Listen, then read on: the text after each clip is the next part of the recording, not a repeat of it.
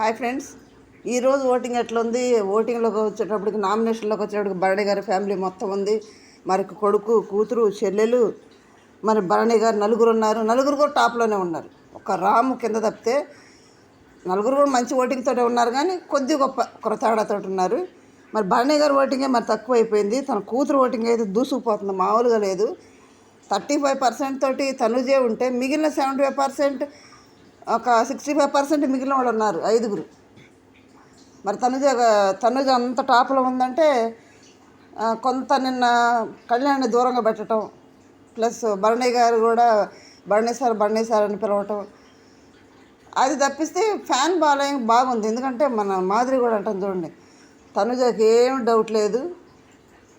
బొమ్మరిల్లు సినిమాలో జెనిలియా టైపు, అంటే అప్పుడే మాట్లాడేస్తుంది, అప్పుడే వదిలేస్తుంది, ఇక సైలెంట్ అయిపోయిద్ది, ఇక వేరేది ఏం మాట్లాడదు, మనసులో పెట్టుకోదు. ఆ టైప్ క్యాండిడేట్ తనుజకి ఏం డోకాలేదు అంటుంది నిన్న మాధురి గారు కూడా. అంటే బయట కనిపెట్టింది కదా, ఇక్కడ కూడా కనిపెట్టింది కదా. నేను సంజన మాట్లాడుతుంటే కూడా లేదు నాకు అలా అనిపించట్లేదు తనుజ విషయంలో అని కూడా అంటుంది. ఎట్లయితే భరణి గారి కూతురు తనుజ గారు సూపర్గా ఓటింగ్లో దూసిపోతుంది. నెక్స్ట్ వచ్చి సుమన్ శెట్టి గారు తన ఆట ఆడుకోవడం వల్ల ఏమో వచ్చిన వాళ్ళందరూ కూడా సుమన్ శెట్టి గారినే గేమ్లో తీసుకుంటున్నారు. అంటే వాళ్ళ ఉద్దేశంలో టఫ్ క్యాండిడేట్స్ని తీసేయాలి. నిన్న కెప్టెన్సీ కంటెంట్స్లో తనుజ, సుమన్ ఉన్నారు. లాస్ట్లో తనుజని మాధురి గారు సెలెక్ట్ చేశారు. మాధురి ఇంకొకళ్ళు తనుజ అన్నారు. తనుజని ఫిక్స్ అయ్యారు ముందు.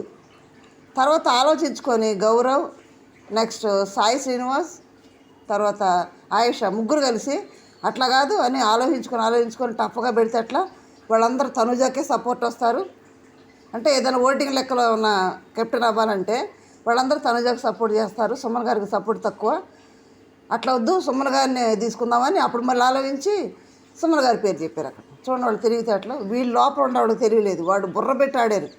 ముగ్గురు ఆడపిల్లల బాల్ని మనుషులను ఆపుతుంటే బాల్ని ఇద్దరు అబ్బాయిలు వేసేసారు. కొంచెం కూడా క్యాలిక్యులేషన్ లేకుండా, వాళ్ళ కోఆర్డినేషన్ లేకుండా ఆటలకు వస్తే అట్లే ఉంటుంది. ముందు మాట్లాడుకోవాలి కదా, వీళ్ళు ఎట్లా మాట్లాడుకున్నారు, గంటలు మాట్లాడుకున్నారు, ప్లాన్లు వేసుకున్నారు. వాళ్ళు మాట్లాడుకోవాలి కదా. ఎట్లయితే సుమన్ గారిని అయితే కంటెండర్ అయ్యాడు, కెప్టెన్సీ కంటెండర్. మరి చివరి వరకు కెప్టెన్ అయినా ఆశ్చర్యపడిన అవసరం. ఎందుకంటే సుమన్ గారు తన ఆట ఆడతాడు, పెద్ద గొడవల్లో తలదొరచడం, నెగిటివ్ ఏం లేదు, ఇక్కడ మాట అక్కడ చెప్పడం. దాన్ని బట్టి కూడా సుమన్ గారిని బాగా ఇష్టపడుతున్నారు వాళ్ళు, ఆడియన్స్ కూడా ఇష్టపడుతున్నారు. జెన్యున్గా ఉన్నాడు, సైలెంట్గా ఉన్నాడు, కాంట్రవర్సీ లేదు, నెగిటివ్ లేదు, ఇక్కడ మాటలు అక్కడ ఏం చెప్పడం. దాన్ని బట్టి కూడా ఆడియన్స్ ఓట్లు వేసే అవకాశం ఉంది. దాన్ని బట్టి సుమన్ గారు సెకండ్ ప్లేస్లో ఉన్నారు. డెమాన్ అయితే ఏంటి అంతగా చెప్తున్నా కానీ లైవ్లో ఎంత చెప్తుంది, వదిలేవయ్యా రీతుని వదిలేయి, నువ్వు రీతు వల్ల నీ గేమ్ పాడవుతుంది, నువ్వు టాప్ 5 దాకా ఉండాలా వద్దా అని ఆయేషా చెప్పింది గట్టిగా. ఎందుకు కెప్టెన్సీ కంటెండర్ని తీసుకోలేదంట రీతు తరఫున డెమాన్ వెళ్ళి బతులాడుతున్నాడు వాళ్ళని, రీతు ఏడుస్తుందని. వాళ్ళేమో నీకెందుకయ్యా, నీ సంగతి చూసుకో అంటారు వాళ్ళు. లేదు నాకు హెల్ప్ చేసింది రీతు ఒకసారి అంటే, ఒకసారి హెల్ప్ చేస్తే మిగతా టైంలో ఉండి హెల్ప్ చేస్తా కూర్చుంటావా చెప్తుంటే డెమాన్ మారడే. ఇప్పుడైతే ఓటింగ్ పర్లా, ఏ కామన్ మ్యాన్ లెక్కలో మీరు కామన్ మ్యాన్స్ అందరూ బయటకు వెళ్ళినారు, సీజా బయటే ఉంది, ఓట్లు వేస్తాను పర్లా. ఇంకా రీతుని కూడా దూరం పెట్టుకుంటే ఇంకా గేమ్ బాగుంటుంది డెమాన్ది.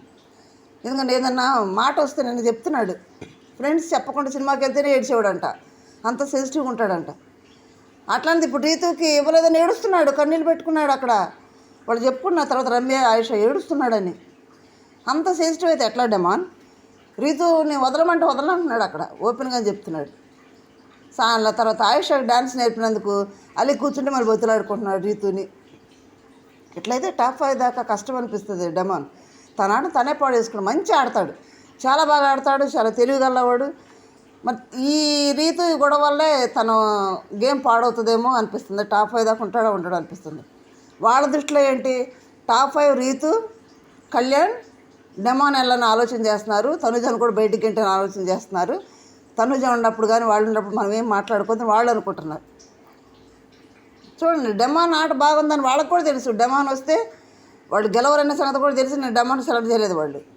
ఇప్పుడు ఎంత చెప్పినా అంటలేదు. రమ్య చెప్పింది, నువ్వు వినరా బాబు, విను అని చెప్తున్నా కానీ మొహం మీద అడిగింది, నువ్వు ఏడుస్తున్నావు ఏంటంటే నేను ఏడవట్లేదు అంటున్నాడు. డెమాన్ కొంచెం మారితే బెస్ట్. ఇప్పుడైతే ఓటింగ్ పర్లా, 3rd పొజిషన్లో ఉన్నాడు. 4th పొజిషన్లో భరణి గారు ఏంటబ్బా 4th పొజిషన్లో మరీ ఘోరంగా. భరణి గారు కంటే తక్కువ వాళ్ళందరూ పైన ఉంటే మరి ఎందువల్ల అట్లా అవుతుందంటే మెయిన్ దివ్యాని నేనంతా ఏడుస్తాను వద్దబ్బా భరణి గారికి మానసిక టార్చరే, మామూలు టార్చర్ కదబ్బా టార్చర్. ఏడుస్తుంది, నువ్వు ఆడాలనుకుంటే విడిగా ఆడుకోపో అంటది. ఆయన ఏడుస్తాడు, ఆయన కన్నీళ్ళు తుడుస్తుంది. ఏంది ఇది?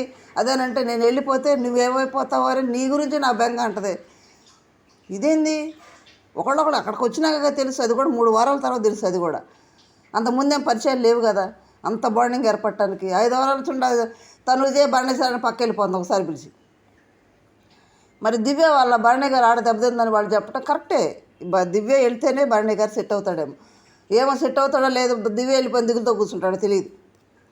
మరీ అంత బాండింగ్ ఉంటే కరెక్ట్ కాదు అది. ఇప్పుడు వాళ్ళంతా చెప్పినప్పుడు కూడా ఆయన ఆట దెబ్బ అవుతుంది దివ్య అన్నప్పుడు కూడా దివ్య పక్క తొలగాలి. తొలగకుండా ఇంకా సాడీలు చెప్తుంది తనుజ మీద.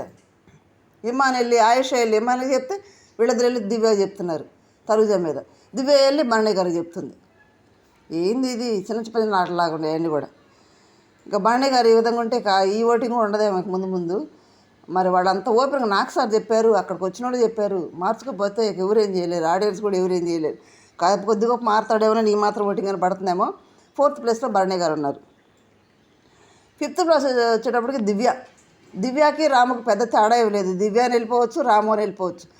2 అమ్మాయిలు పంపించాం కదా, అమ్మాయి ఎందుకు అనుకుంటే రాము వెళ్ళిపోతాడు. లేదు అమ్మాయి అయినా పర్లేదు అబ్బాయి అయినా పర్లేదు అనుకుంటే అమ్మాయిని పంపించవచ్చు. ఇద్దరు ఎవరైనా వెళ్ళిపోతారు. మరి వీళ్ళిద్దరికి సంబంధించిన ఆడియన్స్ కానీ ఫ్యాన్స్ కానీ ఓటేసుకొని అక్కడ ఉంచుకోండి. వాళ్ళైతే మారరు లోపల. ఎందుకంటే మారాలి. కొన్ని సజెషన్స్ ఇచ్చినప్పుడు మారినట్టు నటించాలి కదా జనానికి. ఇప్పుడు అక్కడ చూడు, తనుజ ఆడద్ది, మాధురి ఏమంటుంది, తనుజ ఆడుతుంది, కొంచెం దూరం పెట్టినట్టు అనిపిస్తుంది కానీ మనసులో ఉంటుంది కదా వాళ్ళ బాండింగ్. అప్పుడే ఎట్లా కట్ అవుద్ది, 5 వారాలు ఉన్నారు అని అంటుంది. అది కరెక్టే, ఒక విధంగా అట్లా కూడా ఆలోచిస్తారు. ఇప్పుడు కొంచెం దూరం అవుతుందిలే, అక్కడక్కడ ఉంటుందిలే అంటే తనుజాకి అవకాశం టైం దొరకట్లే. అక్కడ వంటగదిలోనే ఉంటుంది పద్దాక. ఆ టైం దొరకపోవటం వల్ల మరి కళ్యాణ్ దూరంగా ఉంటున్నాడు, భరణి గారు దూరంగా ఉంటున్నాడు. కళ్యాణ్ అయితే అసలు రాత్రి అయితే ఎదిరించి కొట్టింది వెళ్ళిపో అని. పడుకునేటప్పుడు వచ్చాడు, వెళ్ళిపో నాకు నిద్ర లేకపోతే వస్తాను, వెళ్ళిపో బయటకు వెళ్ళిపో అన్నది. మరి అట్లా ఉంటే ఇంకా తనుజ ఇంకా చాలా బెస్ట్. ఎందుకంటే బయటకు మాటలే కాదు కదా, ఏం చెప్తుంది, క్యారెక్టర్ చూస్తారు, మొత్తం చూస్తారు బయట ఆడియన్స్ అన్నీ కూడా. మన మాట తీరు, వ్యవహార, బాడీ లాంగ్వేజ్ అంతా చూస్తారో చెప్పింది. మరి మాటలు చెప్పుకున్నట్టు చేతల్లో కూడా చూపిస్తే ఈ విధంగా మారితే బాగుంటుంది. తనుజ మీద మాత్రం దివ్య పైకి తనుజతో మాట్లాడుతుంది కానీ భరణి గారికి ఎక్కేస్తానే ఉంది, ఇమ్మాన్లీలు ఎక్కేస్తున్నాడు. నెక్స్ట్ రాము అయితే ట్రూ ఫేస్ అబ్బా. నిన్నేమంటున్నాడు, భరణి దివ్య ఇద్దరు బాధపడకుండా ఏడ్చుకుంటున్నారు. వాళ్ళు ఎట్లా అంటున్నారు, ఇన్ని చెప్పినా వాళ్ళకి సర్దుకోవట్లేదు, వాళ్ళు పదే చెప్తున్నారు, ఎందాకని చెప్పేది నేనని భరణి గారు బాధపడుతుంటే దివ్య ఏమో బాధపడే వ్యక్తిని పట్టుకొని మళ్ళీ దివ్య ఏమంటుంది, నువ్వు ఆడుకోపో, వెళ్ళిపో, విడిగా వెళ్ళిపో అని భరణి గారిని అంటుంది. ఆ మాటలు వినటానికి రాము అసలు నిజమే ఇమ్మానుయేల్ చాలా గెస్ చేసి ఇంతకుముందు అన్నాడు ఏమని లైవ్లో.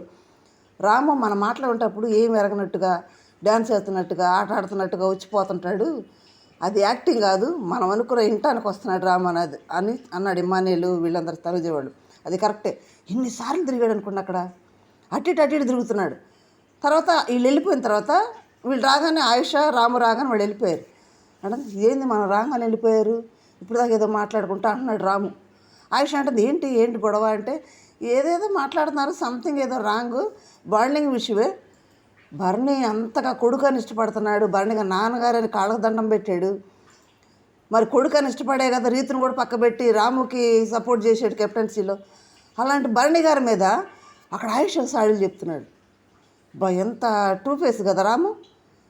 అసలు మళ్ళీ ఆయుష చుట్టూ తిరుగుతున్నాడు. ఆయుష చూస్తుంటే ఏంటో లుక్ అన్నాడు, ఎందుకు డ్యాన్స్ నేర్పుతున్నాడని. కొంచెం రాము యాటిట్యూడ్ కూడా మారింది, మాట తీరు కూడా మారింది. అసలు ఒరిజినల్ ఇదే, మాస్క్లని బయటకు వస్తున్నాయి ఒకటొకటి బయటికి. ఎన్నాళ్ళు మాస్క్ వేసుకొని అక్కడ ఉండలేరు కదా, ఒకడొకటి బయటకు వస్తున్నాయి. అసలు రియల్ ఫేస్ రాము బయటకు వచ్చాడు ఇప్పుడే, మామూలు కాదు. అన్నీ ఒకళ్ళ మీద ఒకళ్ళ ఇక్కడ అక్కడ అన్నీ చెప్తున్నాడు బాగా. గౌరవ్కి అన్నీ చెప్పాడు ఇక్కడ విషయాలు. అందుకని గౌరవ్ తెగ మెచ్చుకుంటున్నాడు రాముని, అన్ని విషయాలు చెప్తున్నాడు. వీళ్ళకి అర్థం కావట్లేదు. వాళ్ళు మంచిగా ఫ్రెండ్షిప్ చేసినట్టు చేసి వీళ్ళ విషయాలన్నీ కనుక్కుంటున్నారు. వీళ్ళకి అర్థం కాక మొత్తం చెప్పేస్తున్నారు వాళ్ళకి. మరి రాము అయితే లాస్ట్ పొజిషన్లో ఉన్నాడు. మరి ఆడియన్స్ నచ్చుకోవట్లేదో నచ్చిపోవట్లేదు, మరి ఎందుకో తెలియట్లేదు, ఏమి నచ్చట్లేదు. ఇప్పుడైతే ఫస్ట్ పొజిషన్లో తనుజ, సెకండ్ పొజిషన్లో సుమన్, థర్డ్ పొజిషన్లో డెమాన్, ఫోర్త్ పొజిషన్లో భరణి గారు, ఫిఫ్త్ పొజిషన్లో దివ్య, సిక్స్త్ పొజిషన్లో రాము ఉన్నాడు. అబ్బాయి అయితే రాము వెళ్తాడు, అమ్మాయి అయితే దివ్య వెళ్తుంది. మరి మీ ఇష్టమైన కంటెస్టెంట్ ఎవరు ఓటు వేసుకోండి. ఎవరికి ఓటు వేస్తున్నారో కూడా చిన్న కామెంట్ అయితే చేయండి. లైక్ చేయండి, షేర్ చేయండి, సబ్స్క్రైబ్ చేయండి. Thank you.